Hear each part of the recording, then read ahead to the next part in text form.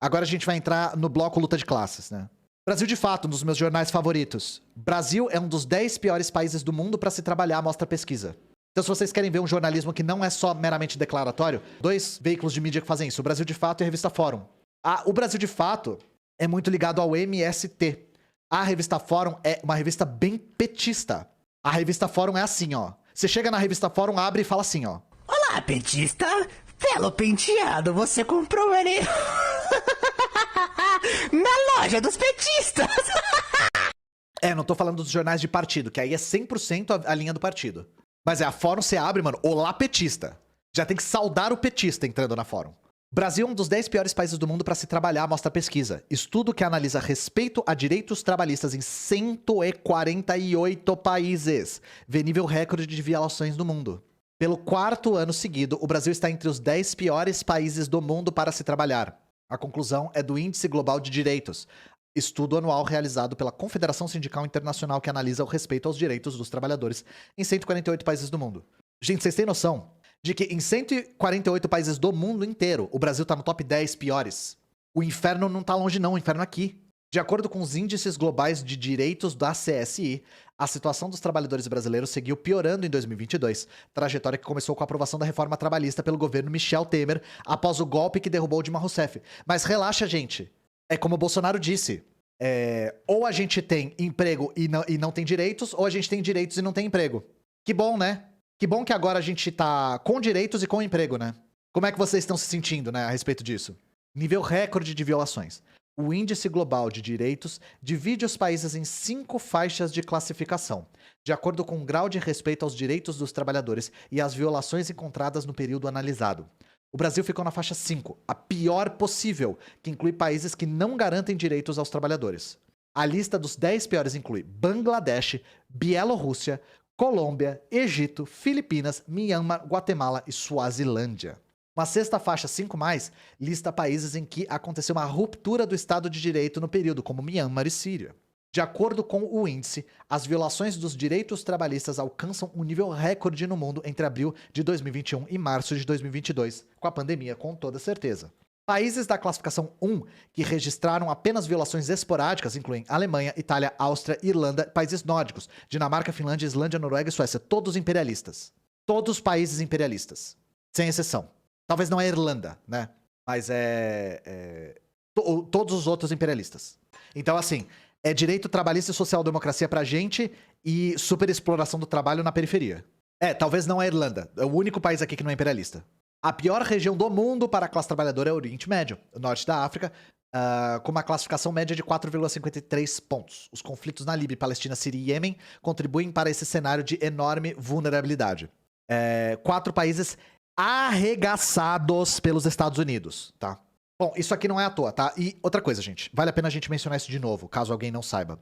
Isso aqui é extremamente previsível, tá? Por quê? Nós tivemos, a partir de 2015, uma crise imensa no capitalismo global. E é de praxe, em crises cíclicas do capitalismo, a superexploração do trabalho. Então, nós entramos num ciclo de crise econômica, e na inauguração dessa crise econômica, inaugura-se também um ciclo de superexploração do trabalho. Se vocês querem ver uma análise do que causou a crise econômica de 2015, a Juliane Furno fez a melhor análise que eu vi, tá? Eu não quero falar de cabeça pra não deixar coisa de lado, mas eu recomendo o canal da Juliane Furno. Ela fala em mais detalhes sobre a crise de 2015 e o que gestou essa crise, né? Mas o Brasil sofreu um impacto econômico imenso nessa época, e aí o capitalismo entra numa fase de superexploração do trabalho. Então a gente tem o golpe da Dilma, o governo do Temer, que foi o que começou todo esse desmonte de direitos trabalhistas e de nova superexploração do trabalho. E o governo Bolsonaro, ele continuou essa política. Continuou. O governo Bolsonaro e Temer são muito semelhantes. Muito mesmo. Por quê? Porque eles fazem parte do mesmo projeto da burguesia brasileira. Isso é absolutamente previsível. E aí, o que nós temos? Por conta da superexploração do trabalho, nós temos um crescimento dos movimentos trabalhadores e um crescimento do fascismo. Então, novamente, repetindo pela milésima vez, o fascismo ele cresce em momentos de crise econômica. Porque ele pega o sofrimento da classe trabalhadora, e ele se transforma em um movimento de massas que desvia o foco da classe trabalhadora. Nada disso é consequência. Nada disso é consequência. E aí, eu já coloquei o meu vídeo sobre integralismo no YouTube, e lá eu falo sobre qual foi a crise que gestou o fascismo da década de 30 no Brasil. Então, vocês vão ver que isso é uma coisa que é muito semelhante. Que nós temos um período de muita crise econômica e de remanejo das forças trabalhadoras. E aí nós temos na década de 30 o crescimento do fascismo, e agora com essa nova crise a gente teve o crescimento do fascismo de novo, no fenômeno de massas do bolsonarismo. O crescimento do fascismo é global porque a crise do capitalismo é global. O capitalismo entrou em crise a partir de 2008. E aí, a partir de 2008, com essa crise, o fascismo, que sempre tá lá, tá sempre no útero do capitalismo, ele se gesta e se transforma num movimento de massas novamente. Ele precisa de uma crise estrutural para ganhar corpo. Vamos lá, né? Por razão humanitária, entre aspas, escolas se arriscam e deixam alunos levarem merenda para famílias com fome. Foi o que me sustentou nos últimos meses, diz mãe.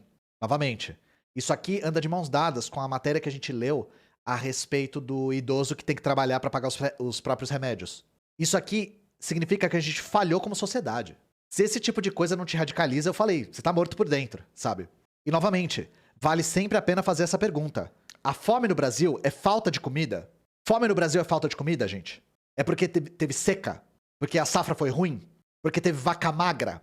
Então, como pelo amor de Deus, a gente produz comida pra população e a população sente fome? Como que não tem nada de errado com esse sistema? Gente, mas vamos lá, né? Vamos ver como é que as pessoas estão conseguindo driblar a fome num dos países que mais planta e mais tem produção de carne, acho que é a maior produção de carne do mundo, né? Carne bovina. Ao G1, professores e diretores de colégios públicos do país afirmam que tentam ajudar as famílias em situação de vulnerabilidade. É tudo bem escondidão. Isso aqui é um absurdo. Abre aspas, a gente faz o que não pode fazer, chama as crianças fora do horário e dá merenda pra elas levarem pra casa. Às vezes a própria família vem aqui pedir comida, como uma mãe que me disse, o desespero me fez perder a vergonha, estou com fome. O relato acima é de Maria, diretora de uma escola pública de São Paulo. Ela é um dos exemplos de profissionais da educação que, em nome da razão humanitária, arriscam burlar as regras para ajudar pais de alunos em situação de vulnerabilidade. Forma-se uma rede de apoio. Merendeiras, professores, coordenadores e diretores pedagógicos que detectam os casos mais críticos de famílias com insegurança alimentar e traçam uma estratégia de auxílio. Abre aspas. Se alguém da cozinha vê uma criança pegando muita fruta e escondendo na mochila, a gente já sabe o que tá acontecendo. No fim do dia, chama os pais e dá pouco de comida. Gente, eu vou falar uma coisa pra vocês, tá? Se vocês virem alguém roubando comida, vocês não viram absolutamente nada, tá? Vocês não viram nada. Nada. Se você vê uma pessoa roubando um cacho de bananas do mercado, nada, não aconteceu absolutamente nada, tá bom? Uma vez, um menino pegou tanta bolacha e guardou na bolsa que tivemos de chamá-lo na saída discretamente. Explicamos que ele podia levar tudo pra casa, mas que, quando precisasse, podia pedir.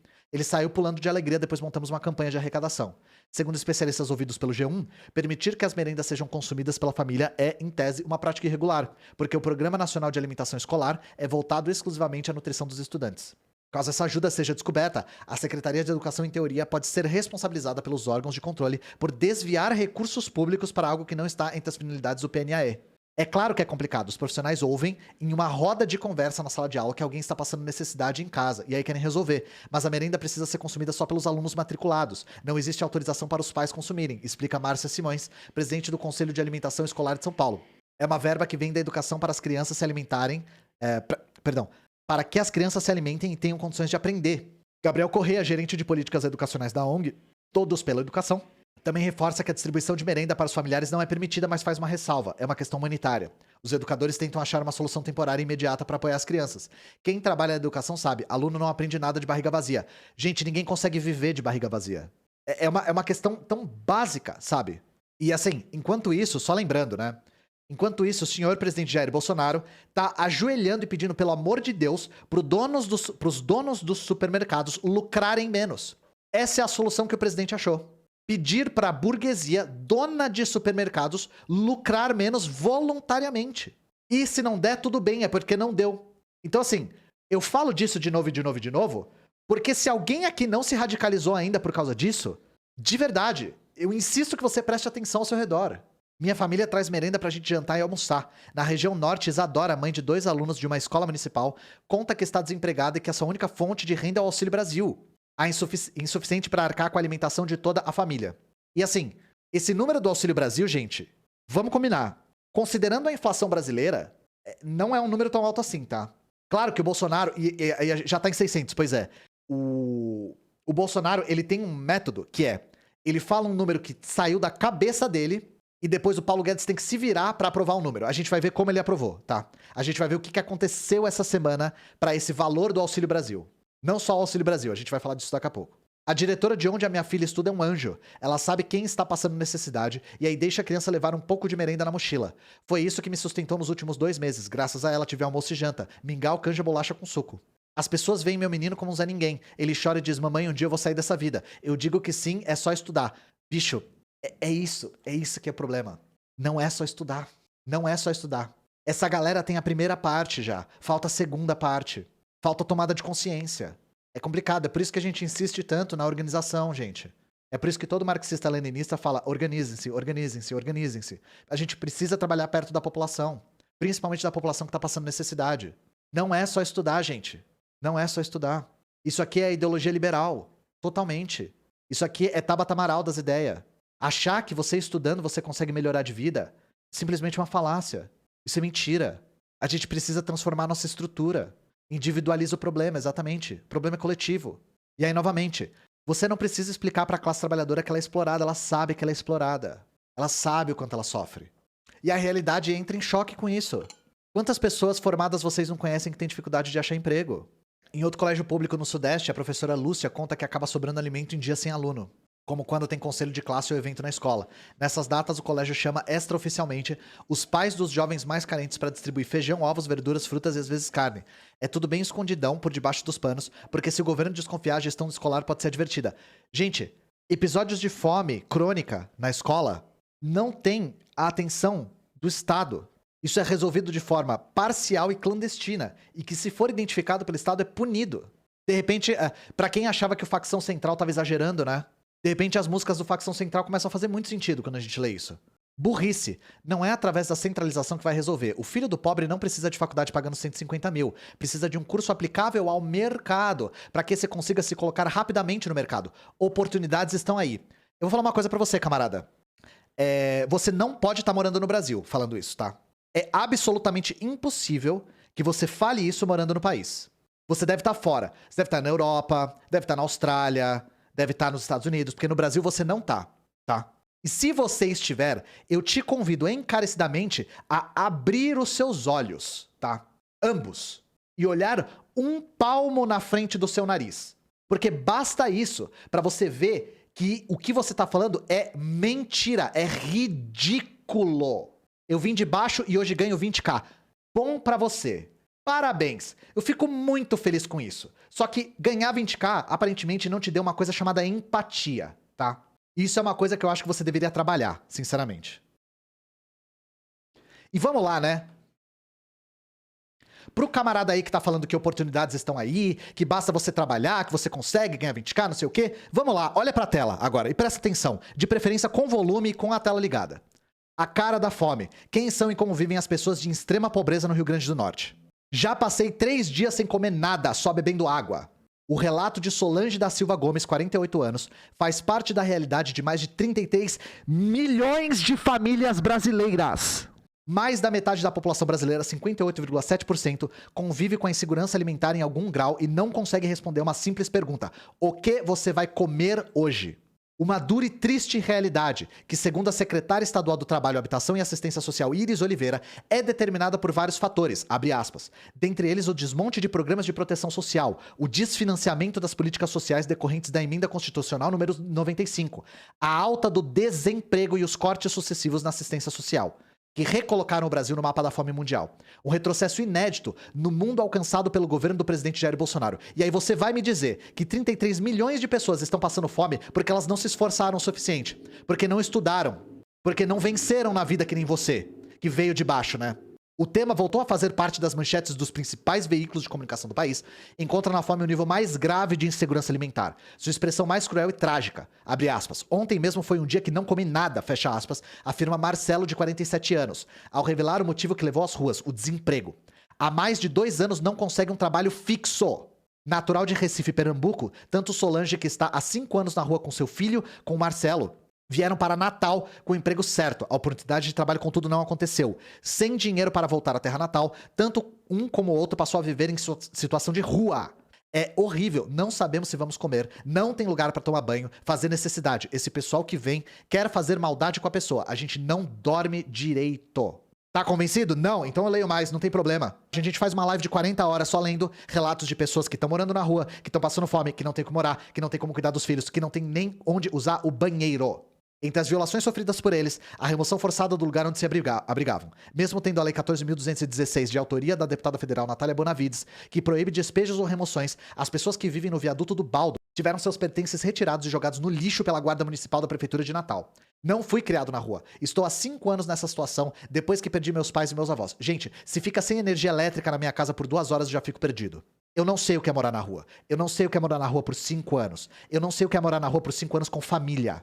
Com 1,15 milhão de pessoas vivendo na extrema pobreza no Rio Grande do Norte, ou seja, com uma renda per capita de até R$105 por mês, e outras 154 mil em situação de pobreza, quando a renda mensal per capita fica entre 105 e 210 por mês, a fome e o aumento da população de rua podem ser vistos a olhos nus. Os resultados divulgados em abril pela rede Pensan apontam que a fome retornou a níveis de 2004. Se isso aqui não é extremo, nosso parâmetro de extremo é muito distorcido. Muito distorcido. E eu quero que vocês pensem no orçamento da casa de vocês, pensem no custo de vida de vocês e pensem quanto vocês conseguem fazer com R$210. Pensem se R$210 paga a sua conta de luz. Porque eu tenho certeza que não paga a conta de luz da maior parte, a conta de luz da maior parte do chat. E aí esse cara que ganha até R$210 por mês e que não é considerado extrema pobreza, esse cara tem que batalhar mais. As oportunidades estão aí. Basta o cara empreender. Ele precisa trabalhar no lugar certo. É porque ele não tem visão. Ele precisa fazer um freela de design, aprender a mexer no Photoshop, né? Porque as soluções estão aí. Por que ele não baixa o Uber? Tanta gente vive de Uber hoje em dia, é só ter boa vontade, né, gente? Afinal de contas, 33 milhões de brasileiros provavelmente não estão a fim de trabalhar, né? Eu vou pegar um pouco de água porque isso me tirou do sério.